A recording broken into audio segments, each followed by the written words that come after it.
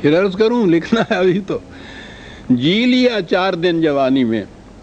زندگی عمر بھر نہیں ہوتی، اس نے زندگی اور عمر میں فرق کیا ہے، اور یہ بڑا فرق ہے عزیزان ایمان. عمر دنوں سے، ہفتوں سے، مہینوں سے، سالوں کے پیمانے سے ماپی جاتی ہے. 50 سال کی عمر ہو گئی، 60 سال کی عمر ہو گئی، بڑی لمبی عمر پائی. ہم بھی اپنے ہاں یہ نہیں کہتے ہیں کہ بڑی لمبی زندگی پائی. اب میری زندگی 60 سال کی ہو گئی ہے. دیکھیے روز وہ ہم بولتے ہیں، کبھی غور نہیں کرتے اس پہ. 60 سال کی عمر ہو گئی ہے تو ہم کہتے ہیں 60 سال کی زندگی ہو گئی ہے، نہیں کہتے. اور جب ہم کہتے ہیں نا کہ بھئی زندگی بڑی خوشحال گزری، تو زندگی خوشحال گزری کہتے ہیں، ہم کبھی نہیں کہتے کہ میری عمر بڑی خوشحال گزری. ہم بھی فرق کرتے ہیں. یہ فرق قرآن نے کیا تھا. وہ زندگی اور عمر میں فرق کرتا ہے. وہ کہتا ہے کہ یہ اس طبی زندگی جو عمر پوری کی پوری عمر تمہاری جو اس دنیا میں گزری، جو طبی زندگی کی ہے، کتنی بھی بڑی ہو، یہ تمہاری عمر ہے، زندگی نہیں ہے. ہمارے ہاں تمہاری زندگی پہچانی جائے گی، عمر سے ہمیں کوئی دخل نہیں ہوگا. 50 سال جیے یا 60 سال یا 100 سال جیے، کہتا ہے یہ کہ یہ جو چیز تھی عمر جسے تم کہتے ہو، یہ تو جس دن تمہارا آخری سانس ختم ہوا عمر ختم ہو گئی، تمہاری زندگی ختم نہیں ہوئی اس سے.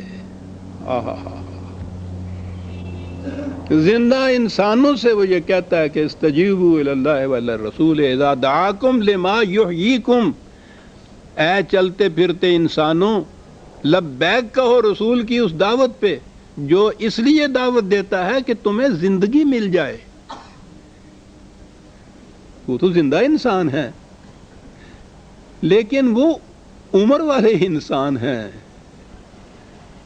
زندگی جو ہے وہ حسن عمل سے ملتی ہے. وہاں جو زندگی کا پیمانہ ہے خدا کے ہاں، وہ انسانی اعمال کا پیمانہ ہے. وہ جو میں نے ابھی عرض کیا کہ ہم بھی اپنے ہاں یہ بولتے ہیں کہ بڑی خوشحال زندگی گزری، زندگی بڑی تنگی میں گزری. عمر نہیں ہم کہتے کہ بڑی خوشحال گزری، میری عمر بڑی تنگی میں گزری. فرق کرتے ہیں ہم. عمر بڑی لمبی پائی لیکن زندگی بڑی تنگی میں گزری، دونوں میں فرق ہے. یہ جو چیز ہے نا زندگی، یہ ہے اصل حیات. ان الآخرت لحیوان. کہتا ہے زندگی کا تو لفظ ہی اس پہ بولنا چاہیے جو عمل سے مرتب ہو کے آتی ہے. عمل سے زندگی بنتی ہے، جنت بھی جہنم بھی.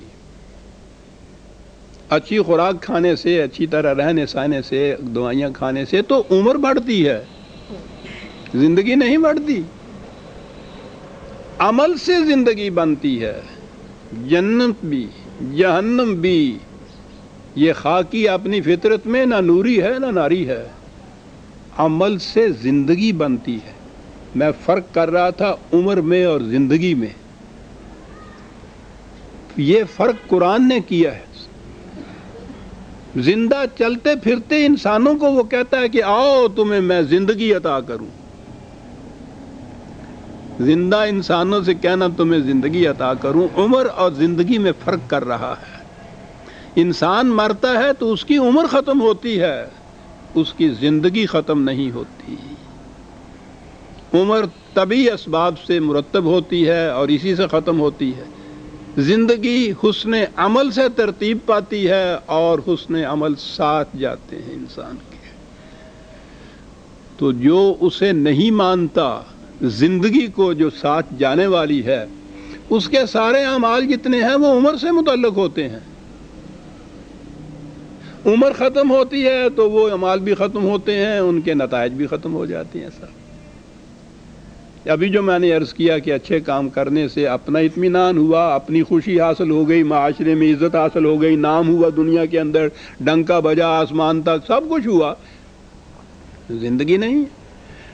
کس حسین انداز میں قرآن نے کہا ہے کہ وہ وہاں کھڑا ہو کے کہے گا کہ میں نے اتنے اچھے کام کیے ہیں، دنیا اس کی شہادت دے رہی ہے، تو مجھے ان کا بھی تو کچھ صلہ ملنا چاہیے۔ کہا کہ وہ تمہاری طبی زندگی یا طبی عمر جسے آپ کہتے ہیں، اس کے وہ کام تھے، تم نے اپنی طبی عمر کے اعتبار سے اس کا جو صلہ، اس کی جو جزا، اس کے جو نتائج سے وہ لے لیے، وہاں تمہاری عمر ختم ہو گئی اور وہ اعمال ختم ہو گئے، وہ سب کچھ تم وہاں لے چکے ہوئے ہو۔ بلکہ آج اب تم ہے، اس کے معنی ہوتے ہیں کہ ضائع کر چکے ہوئے ہو، تم خود ہی ضائع کر چکے ہو۔ تو اب یہاں سے ایک بڑا بنیادی نقطہ آیا عزیزان من، حسن عمل کا اگر جذبہ محرکہ اپنا اطمینان، اپنی خوشی یا شہرت ہے معاشرے کی، تو یہ پھر زندگی اس سے نہیں بنتی۔ اس کا تو جذبہ محرکہ اس سے بہت اونچا ہونا چاہیے۔ وہ زندگی جو عمل سے بنتی ہے تو وہ کیا بن جاتی ہے؟ جنت بھی جہنم بھی، اسے زندگی کہتے ہیں۔ اور یہ جو طبی سانس لینے والی چیز ہے وہ عمر کہلاتی ہے۔ تیرا دین نفس شماری، میرا دین نفس گدازی۔ بڑے باریک اصطلاحیں ہیں اس شخص کے ہاں بھی صاحب۔ طیباتکم فی حیاتکم الدنیا واستمتعتم بہا فالیوم تجزون عذاب الہون بما کنتم تستکبرون فی الارض بغیر الحق وبما کنتم تفسقون۔ کہا وہاں تم اس زندگی میں بڑائی چاہتے تھے، اقتدار چاہتے تھے، استکبار چاہتے تھے، بغیر تعمیری نتائج پیدا کیے ہوئے۔ الحق کو چھوڑ کر تم چاہتے تھے کہ تمہیں بڑائی مل جائے۔